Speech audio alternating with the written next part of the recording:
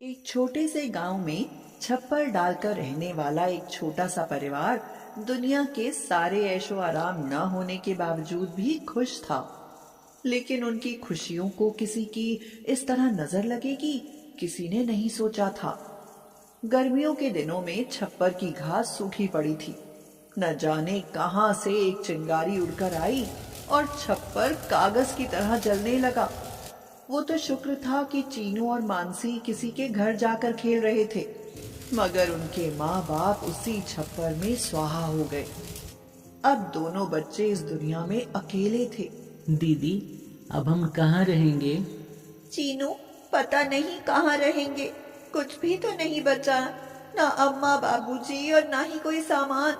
कुछ समझ नहीं आ रहा कि अब क्या होगा। चल, जंगल से कुछ लकड़ियां और घास फूस बीन कर लाते हैं। एक छोटा सा छप्पर तो हम तैयार कर ही सकते हैं। बच्चों ने जंगल से लकड़ी और घास फूस इकट्ठा कर छोटा सा छप्पर डालकर एक झोपड़ी तैयार कर ली। दीदी, काम करते करते भूख लगने लगी और नींद भी आ रही है। हाँ चीनू, जब से बाबूजी और अम्मा मरे हैं तब से रोज तो पड़ोस से कोई ना कोई खाना दे ही जाता था, लेकिन आज तो कोई खाना भी देकर नहीं गया। तू जरा रुक, मैं कुएं से ठंडा पानी लाती हूँ। आज वही पीकर सो जाते हैं। खाने का इंतजाम कल करेंगे। लेकिन थोड़ी देर में चीनू उठकर रोने लगा। क्या हुआ चीनू? तू तू रो क्यों रहा है? दीदी, जब अम्मा थी तो हाथ से पंखा चलती रहती थी। अब वो नहीं है तो पंखा कौन चलेगा? मुझे बहुत गर्मी लग रही है, नींद भी आ रही है।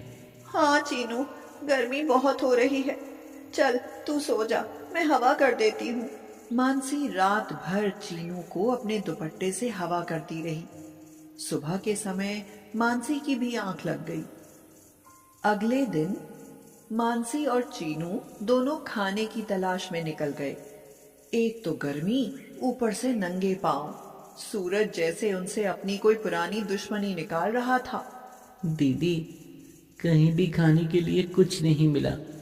मुझसे नहीं चला जा रहा है। धूप से मेरे पैर जल रहे हैं। अरे वो देखो, पानी की बोतलें पड़ी हैं। लाओ, तुम्हारे पैरों में उन्हें बांध देती हूँ, फिर तुम्हारे पैर नहीं जलेंगे। दोनों बच्चे गांव से बाहर पहुंच गए। वहां उन्हें एक गोदाम दिखाई दिया जहां गाड़ियों में सामान भरा जा रहा था। वहां जाकर उन्होंने पूछा, 2 दिन से भूखे हैं, कोई काम मिलेगा काका? खाने के बदले हम कुछ भी काम कर लेंगे। अच्छा, चलो ठीक है। इन डिब्बों में सामान है, इन्हें उस गाड़ी में रखवा दो, उसके बाद मैं तुम्हें पैसे दूंगा। चीनू और मानसी ने फटाफट सारे डिब्बे गाड़ी में रख दिए, लेकिन गर्मी के मारे उनका हलक सूखने लगा। देख चीनू, गोदाम में वहाँ फ्रिज रखा है, जैसा गांव में सोनी के घर पर है। तू जरा ठहर, मैं फ्रिज से तुझे पानी देती हूँ। लेकिन यहाँ मालिक तो दिखाई नहीं दे रहे। चल कोई बात नहीं, ठंडे पानी के लिए वो क्या मना करेंगे। मानसी ने जैसे ही फ्रिज से बोतल निकालकर चीनू को पानी दिया, तभी वहां मालिक आ गया और चिल्लाते हुए बोला, ए लड़की, तेरी हिम्मत कैसे हुई फ्रिज का पानी पीने की? नौकरों के लिए वहाँ घड़े में पानी रखा है। मालिक, बहुत तेज गर्मी से गला सूख रहा था, इसलिए ले लिया। आगे से ऐसी गलती नहीं होगी। घड़े से पानी पीकर फिर से दोनों बच्चे काम में जुट गए। दीदी, मैं अब और नहीं कर सकता। कोई बात नहीं चीनू, तू वहाँ बैठ जा, वहाँ कूलर चल रहा है। चीनू गोदाम में जाकर मजे से कूलर के सामने बैठ गया।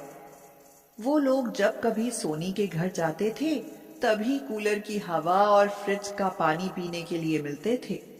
आज बहुत दिनों बाद चीनू फिर से कूलर के सामने बैठकर कूलर की हवा खा रहा था, लेकिन उसकी ये खुशी थोड़ी ही देर की थी। मालिक गुस्से में आकर बोला, ऐसे काम नहीं चलेगा बच्चे।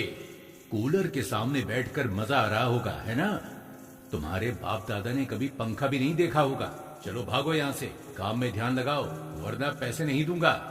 चीनू मायूस होकर वहां से उठ गया और मानसी के साथ गाड़ी में डिब्बे रखवाने लगा। मानसी ने कहा, मालिक काका, हमने सारे डिब्बे गाड़ी में रख दिए, अब पैसे दे दो। लो 200 रुपए, दोनों आधे आधे ले लेना और सुनो, अगर रोज काम कर सको तो रोज आ जाया करो, तुम्हें रोज पैसे मिलेंगे। उनके लिए 200 रुपए बहुत बड़ी रकम थी। वो दोनों बहुत खुश हुए। उनमें से उन्होंने 50 रुपए का खाना खाया और एक हाथ का पंखा खरीदा। बाकी पैसे उन्होंने घर का राशन लाने के लिए जमा कर लिए। दीदी, आज हमें गर्मी नहीं लगेगी। हमने हाथ का पंखा जो खरीद लिया है, अब आप मेरी हवा करना और मैं मजे से सोऊंगा। हाँ चीनू, अगर हम ऐसे ही काम करते रहे तो हम अपने लिए एक ठंडा पानी पीने के लिए एक मटका भी खरीदेंगे। वैसे अगर अम्मा बाबूजी जिंदा होते तो हमें कोई काम करने की जरूरत नहीं पड़ती। अब मानसी और चीनू दोनों गोदाम पर चले जाते और उन्हें पूरे दिन के 100 रुपए मिलते। एक दिन मानसी को तेज बुखार चढ़ गया, उल्टी दस्त हो गए, लेकिन वह फिर भी काम पर गई। तेज बुखार के कारण उसका गर्मी से जी घबराने लगा और वह बेहोश होकर गिर पड़ी। चीनू घबराते हुए बोला, दीदी उठो, क्या हुआ आपको? मालिक, मेरी दीदी को तेज बुखार है, थोड़ा फ्रिज का ठंडा पानी दे दो। मैं दीदी के माथे पर ठंडे पानी की पट्टी रखूंगा तो मेरी दीदी ठीक हो जाएंगी। मैंने तो तुम्हें पहले दिन ही देख लिया था। तुम लोग यहाँ केवल फ्रिज का पानी पीने और कूलर पंखों की हवा खाने आते हो। मेरे सामने ये नाटक नहीं चलेगा। उठो और अपने काम में लग जाओ।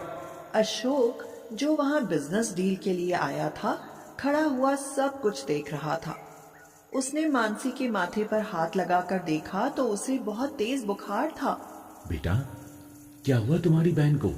पूरे दिन गर्मी में काम करने के कारण उन्हें बहुत तेज बुखार और उल्टी दस्त हो रहे हैं। मालिक ना ही ठंडा पानी पीने देते हैं और न ही हवा में बैठने देते हैं। अरे कैसे आदमी हैं आप? एक तो आप बच्चों से बाल मसूरी करा रहे हैं और ऊपर से ठंडा पानी भी नहीं पीने देते हैं। अरे ये भी तो इंसान है, इन्हें भी तो गर्मी लगती है। बड़े लोगों के पास गर्मी से बचने के लिए साधन होते हैं, लेकिन गरीबों को तो गर्मी का कहर अपने सिर पर ही झेलना पड़ता है। अगर मैंने पुलिस में रिपोर्ट कर दी तो ये गोदाम सील हो जाएगा और तुम जेल के अंदर होगे, समझे?